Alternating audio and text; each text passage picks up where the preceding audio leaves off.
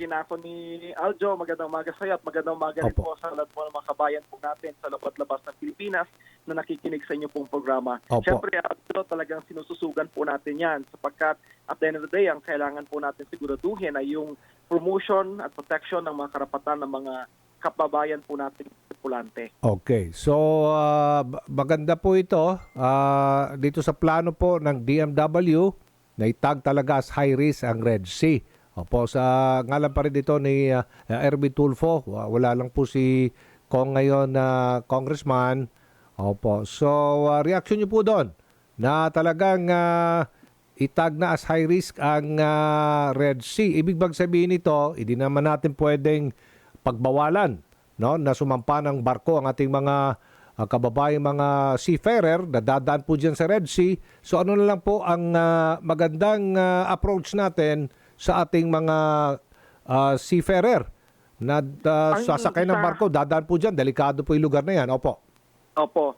Yes, Aljo. So, una, kapag natagpo yan, at least alam po ng mga kababayan po natin na risky kapag dumaan po, pag sumakay po sila ng barko na dumadaan po dyan.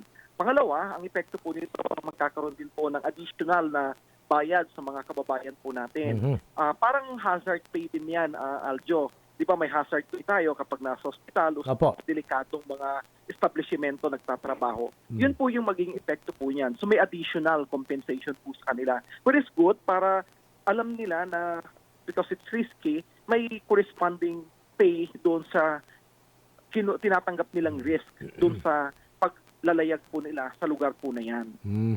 Okay. Sige po. Paano po yan na magkaka-waiver ba? Ang mga seafarer? Hindi naman, not exactly. Kundi kasama po yan doon sa kanilang kontrata na pipirmahan na dahil ito po'y nasa lugar po ng transit. So they're informed first. Number two, na madadagdagan, may dagdag bayad doon sa kailang pagsakay. So maganda po ito sa mga kababayan po natin dahil syempre may dagdag na bayad doon sa kanilang tinitake na risk doon sa pagdadaan po nila. Kapag sumakay po sila sa barko na dumadaan po sa lugar na yan, so ibig sabihin, kung may mangyari po kagaya po nito, mas insured po sila. But at the same time, whether or not may nangyari po sa kanila sa lugar po na yan, mas malaki yung ibabayad po sa kanila. May update pa kayo, sir, doon sa 17 Pinoy seafarer na nakidnap ng armado grupong Houthi sa Yemen? Wala pa sa ngayon. Okay. Although sinisikap pa rin talaga ng ating gobyerno na makipag-ugnayan. Of course, natutuwa po tayo sa ating Pangulo because siya mismo talagang is really taking the cudgels for this. On top of this, magkakaroon po ay binanggit po ng Pangulo ng high-level na delegation po sa Iran. So pagkatong nakarating po sa atin ay itong rebelde po ito is basically backed by Iran. So of course, may moral ascendancy po sila pagdating po dito sa mga actions ng mga rebelde. Opo. Doon naman po sa panukala po ninyo, correct me if I'm wrong, doon po sa ating pagsusulong sa kapakanan ng ating mga kababayang seafarer na nabibiktima po ng modus nito pong ambulance chasing lawyers. Opo. Ano pong detalye po noon, sir? Magkakaroon na po ngayon kasi pasado na po ito sa House of Representatives at saka Senado. Ongoing po actually ngayon yung pre-BICAM ng mga secretariat ng House at ng Senate. And by next week, December 5, yun po yung schedule po natin na magbabaycam po kasama po ang delegasyon mula sa Senado. At ang manguna po sa Senado, wala pong iba kundi si Senator Raffy. At alam naman po natin na pangunahin talaga ang promotion and protection ng karapatan ng mga seafarers po natin kay Senator Raffy. Kaya sinisikap po talaga natin na siguraduhin na mas maprotektahan po sila. So, iba't ibang mga provision ang i-take po natin dito para mas lalong maprotektahan ang mga kababayan po natin laban sa mga ambulance chasers. Una po, yung binabanggit ko po doon sa kabilang program po ninyo na si Senator Raffy nag-push na magkaroon po talaga ng government intervention, particularly yung mga government doctors na mas may expertise pagdating po sa pagdetermine ng grado ng mga na aksidente, kasi may grading system po na tinatawag, Aljo, sa mga aksidente o harm or risk na nangyayari sa mga tripulante po natin, na may participation po yung ang mga government doctors po natin sa pag-determine para masigurado na tama po yung grading na ibibigay po doon sa mga aksidenteng mga kababayan po natin. Number two, mayroon din tayong provision po doon na magbibigay po ng libreng legal assistance ang ating PAO.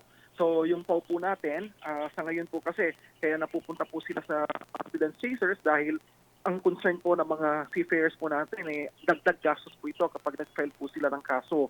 So may mga nagbibigay ng libreng quote-unquote legal services, but of course may mas malaki po yung kukunin po nila pagkatapos na share. So ang isa sa pang po natin ay bigyan po sila ng free legal services mula sa PAO. Pangatlo, mayroon po tayong itatatag na mga tinatawag natin na seafarer centers.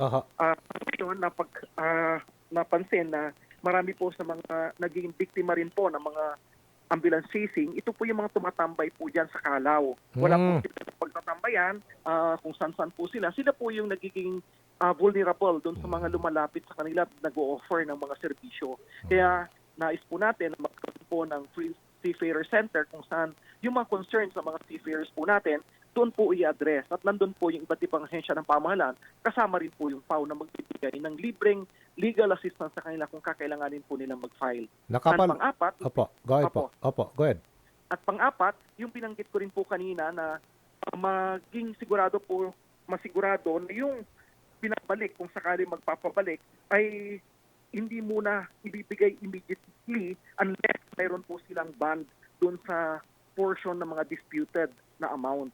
So doon sa disputed amount, pwede na nilang kunin kagad din po yon after na affirm po ng NLRC, subject doon sa submission po nila ng bond na siyang mag-take care kung sakaling mabaliktad yung desisyon, hindi po kukunin ng seafarer sa sarili ng bulsa yung pagbabalik, kundi doon sa surety bond. Pangalawa, kung ayaw po niya na magbigay ng bond, yung portion na disputed, ilalagay po na sa bangko.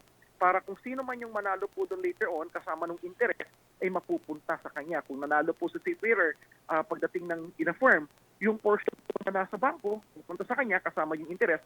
Pero kung matalo po siya, hindi niya kailangang hugutin sa kanyang bulsa. Kundi kukunin na lang yon nung ship owner o ng manning agency. So iba't iba po yung layers na nilalagay po natin para masigurado po natin na mas maprotektahan ang mga seafarers po natin laban dito sa pernicious effects ng ambulance chasing. Okay. Alright.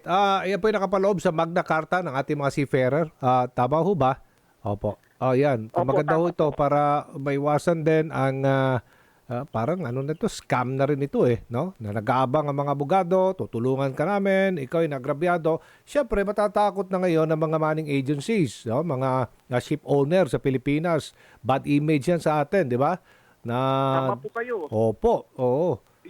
Yung nakarating talaga sa atin yon, personal, pinanggit ng mga ship owners, sinabi po nila na isa ito sa nagiging dahilan kung bakit yung attractiveness sa pag-employ po nila ng Filipino seafarers ay may agam-agam po sila. Kasi kapag nagkaroon po ng ganitong mga usapin, nakikinita po nila na yung sistema raw po natin nagiging unfair against them. So sinasabi po natin na ang ating pamahalaan ay ginagawang lahat para ma-address po ito. At para masigurado yung trabaho hindi mawala para sa mga seafarers. Yung kasabwat din nila sa NLRC din siguro. Oo. Kasi yung mga desisyon nila dyan, alam naman natin, baka mamaya yan, babalik ta rin ng Supreme Court o ng Court of Appeals. Paano na lang yan? Paano ma-reimburse ngayon itong mga naibayad na doon sa mga abogado? Hindi na makukuha yun. So mapipilitan ngayon na magbenta ng kung ano-ano. Wala na, bankrupt na ang isang seafarer. Tama o ba? Tama po kayo doon. Kasi at the end of the day, sino magbabalik nun? Hindi naman magbabalik yung abogado. Oo, kalahating kukunin nila doon sa makukuha nilang kompensasyon dito sa kawawa po doon si seafarer. Kawawa. Kasi at the end of the day, siya lang mismo yung magbabalik po noon. Kaya kadalasan, kung may naipundar po sila na ang bahay lupa, o kaya sasakyan, at the end of the day, yun po yung makukuha, mabibenta para lang maibalik yung tinanggap niya nung una. Samantalang yung iba na tumanggap din, so may party po roon, syempre, hindi na po sila magbabalik. So, si pobreng seafarer ang kawawa po. Kaya ina-address po talaga natin ito. Sinisikap Okay. natin na masigurado na mas maprotektahan po natin yung seafarer. Okay.